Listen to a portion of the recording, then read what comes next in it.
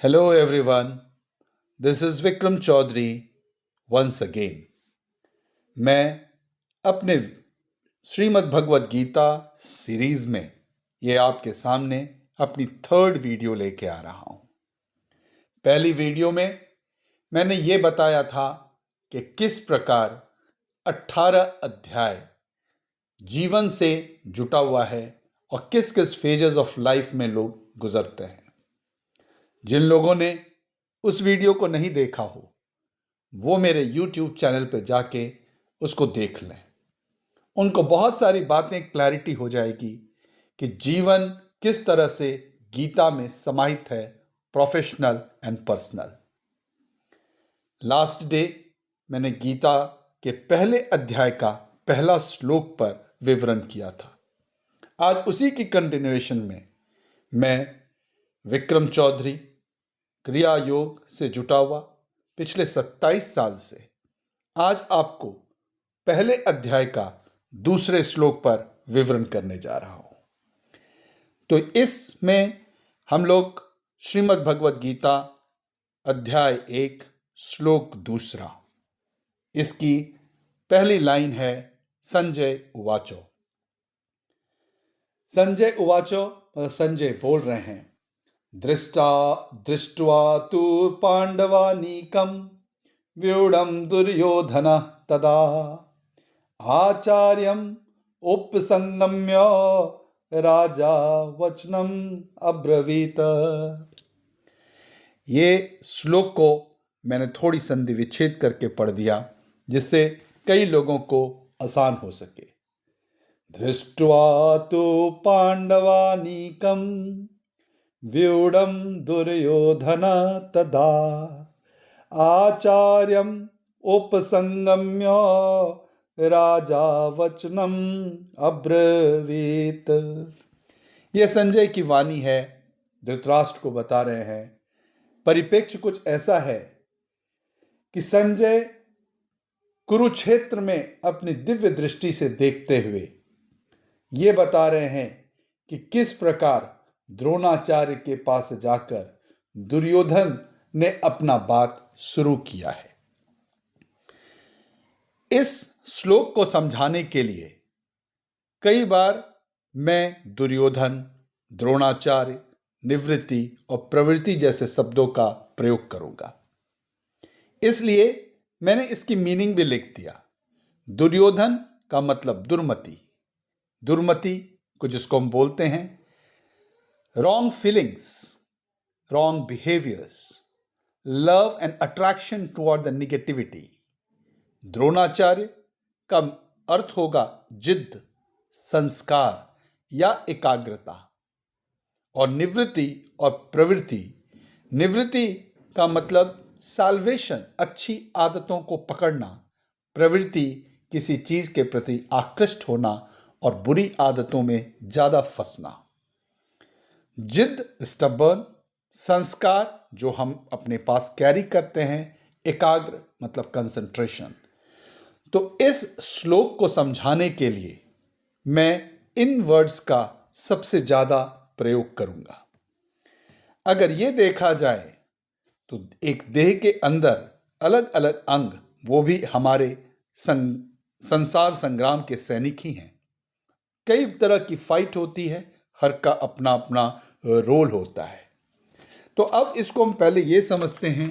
दृष्ट्वा तु पांडवानीकं व्यूढं दुर्योधन तदा। दुर्योधन द्रोणाचार्य के पास जाते हैं और कहते हैं, दृष्ट्वा देख रहे हैं, तू मतलब आप, पांडवानीकम पांडव के क्षेत्र में आप देख रहे हैं। वो लोग एक व्यू की रचना कर रहा है, एक स्ट्रैटेजी बना रहा है। दुर्योधन ऐसा बोला। आचार्यम उपसंगम्य, हे आचार्य, मतलब वो द्रोण के गुरु हैं तो वो आचार्य बोलते हैं कि हे आचार्य, उपसंगम्य, आपके ही वो बताए हुए रास्तों पर वो सीखे हैं और वो आज एक व्यू की रचना कर रहे हैं। तो आप भी इसके लिए कुछ रचना कीजिए, उसको तोड़िए।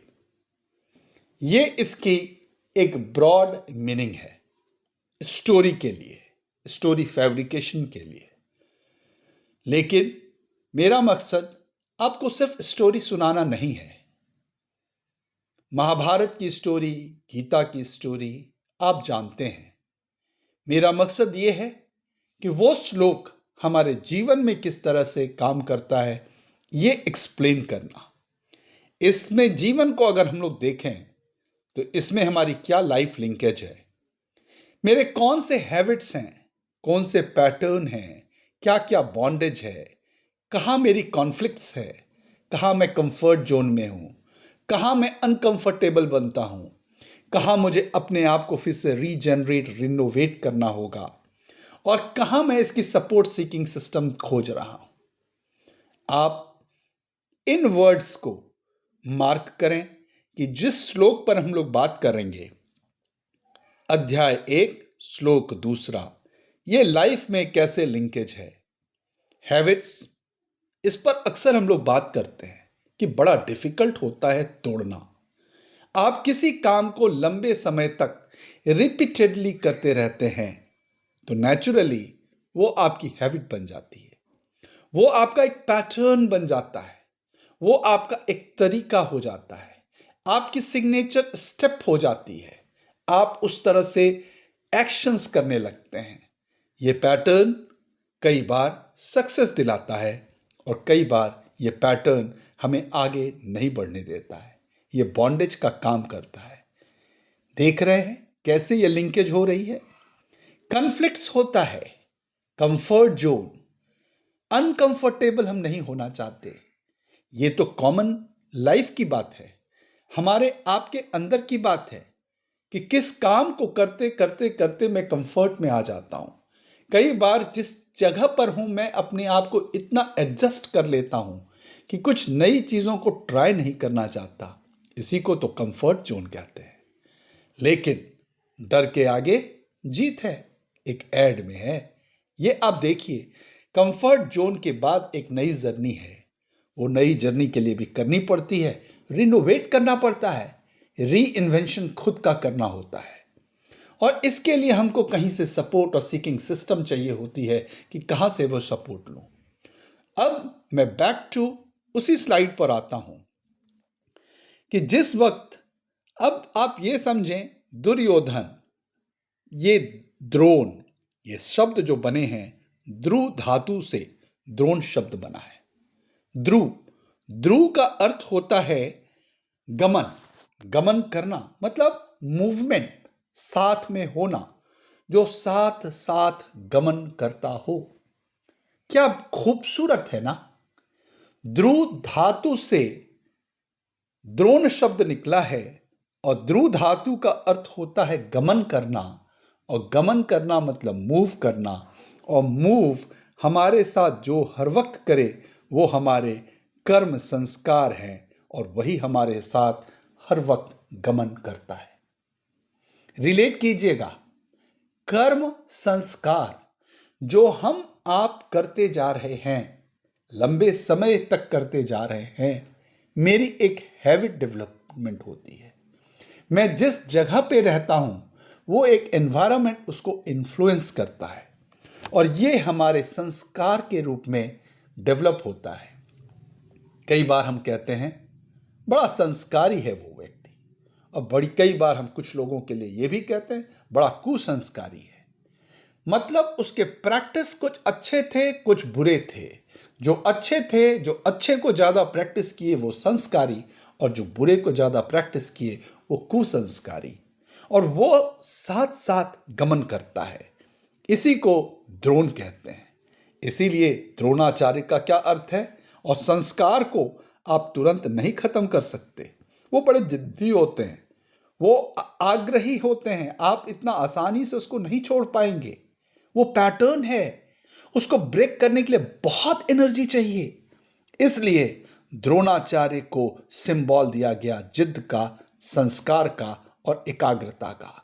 वो एकनिष्ठ हो जाते हैं, चाहे वो गलत हो या सही हो, वो एकनिष्ठ हो जाते हैं, और जिसकी ऐसी भावना हो जाती है उसको तोड़ना मुश्किल होता है। और चूंकि द्रोणाचार्य आचार्य हैं, पांडवों के भी और कौरवों के भी, दुर्योधन पक्ष के भी, प्रवृत्ति पक्ष और पांडव निवृत्ति पक्ष, उस दोनों के गुरु एक ही हैं। तो दोनों को संस्कार उन्होंने दिया, कहीं अच्छी संस्कार ज़्यादा चली गई और किसी ने ज़्यादा निगेटिव संस्कार को ले लिया। इस जिद्द को तोड़ने के लिए दुर्योधन, जो हमेशा निगेटिव फीलिंग्स में चलता है, दुर्मति, बुरा ही चीज उसको प्यारा लगता है, कंफर्ट जोन, मुझे सोना बहुत प्रिय है, मैं उठना नहीं चाहता हूं, कंफर्ट जोन, मैं नौकरी करना चाहता हूं, आगे ज्यादा पैसा कमाना चाहता हूं, लेकिन छोड़ूंगा नहीं, कुछ नई चीजों को करने से घबराऊंगा, पैसे कमाने हैं लेकिन रिस्क थोड़ा भी नहीं लूंगा, ये कंफर्ट जोन है।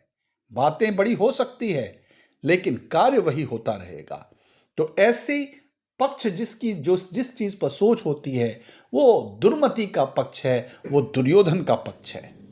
दुर्योधन प्रवृत्ति की अर्थ मतलब होती है कि आप किसी कार्य को करने में आसक्ति, अटैचमेंट, और निवृत्ति, डिटैचमेंट, काम दोनों करते हैं।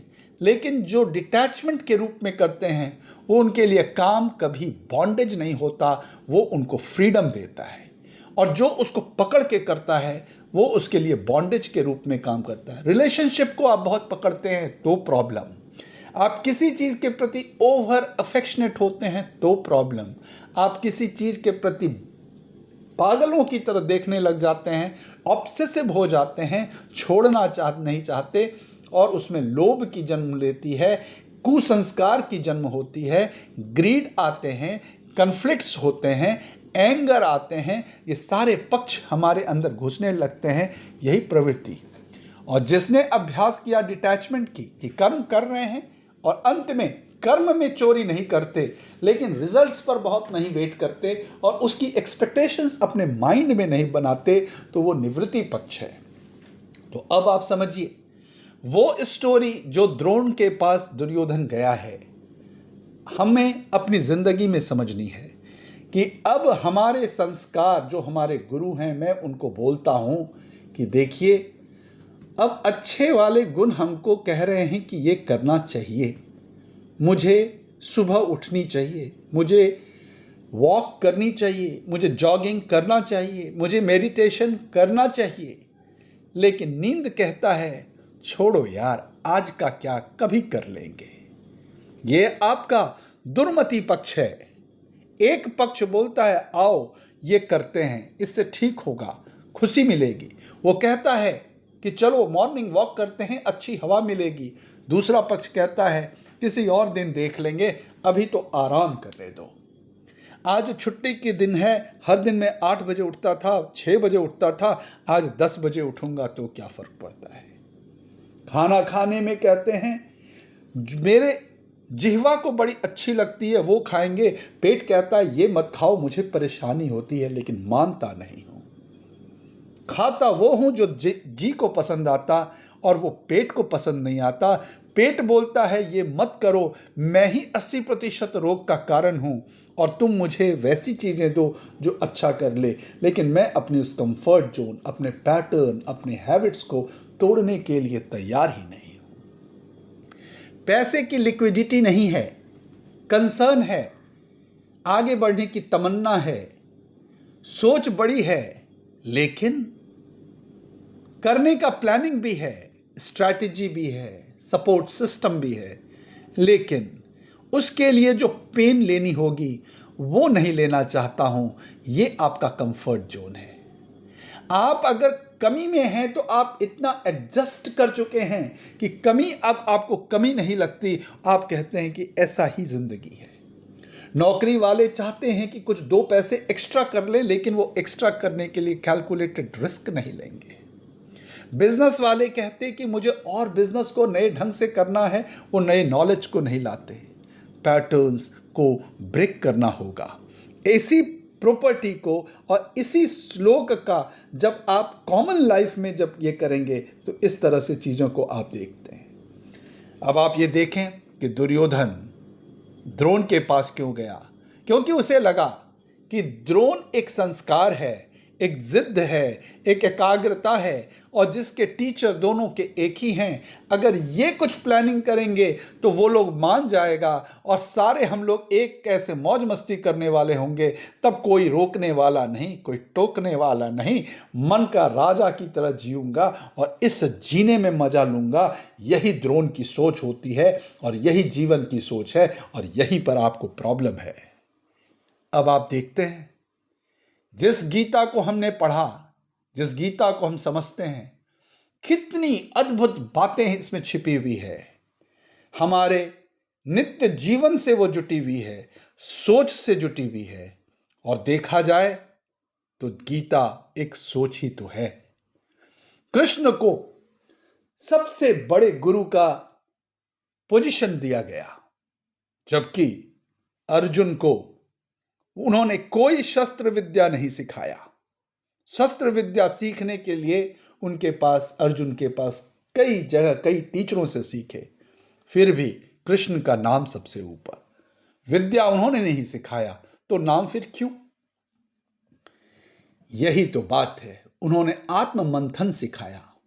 उन्होंने दिखाया कि आप सोचेंगे कैसे, आपके पास जो टैलेंट है उसको यूज कैसे करेंगे, कब करेंगे, कितना करेंगे, कब झुकना है, कब खड़ा होना है, कब चल पड़ना है। ये बैलेंसिंग इफेक्ट दिखाया, और उस बैलेंस को समझाने के लिए ह्यूमन के पूरे नेचर एंड साइकोलॉजी को डील कर गए। यही तो एक गीता गायन है। उम्मीद करता हूं ये दूसरा श्लोक पहले अध्याय का आपको पसंद आया होगा। मैं जिन लोगों को ये वीडियोस अच्छे लगते हैं, जिनकी ऐसी प्रवृत्ति है, वो मेरे वीडियोस को ज़रूर, मेरे चैनल को सब्सक्राइब करें। मैं ऐसी खूबसूरत बात हर दिन, हर 1-2 दिन पर लेके आपके लिए आता रहूँगा। आप इसको एंजॉय करेंगे। आपको कोई काउंसलिंग बाहर की ज़रूरत नहीं पड़ेगी। आप घर में खुद को काउंसल कर लेंगे। फिर भी अगर ज़रूरत पड़ गई तो मैं विक्रम चौधरी आपके साथ रहूँगा। धन्यवाद। जय श्री कृष्णा।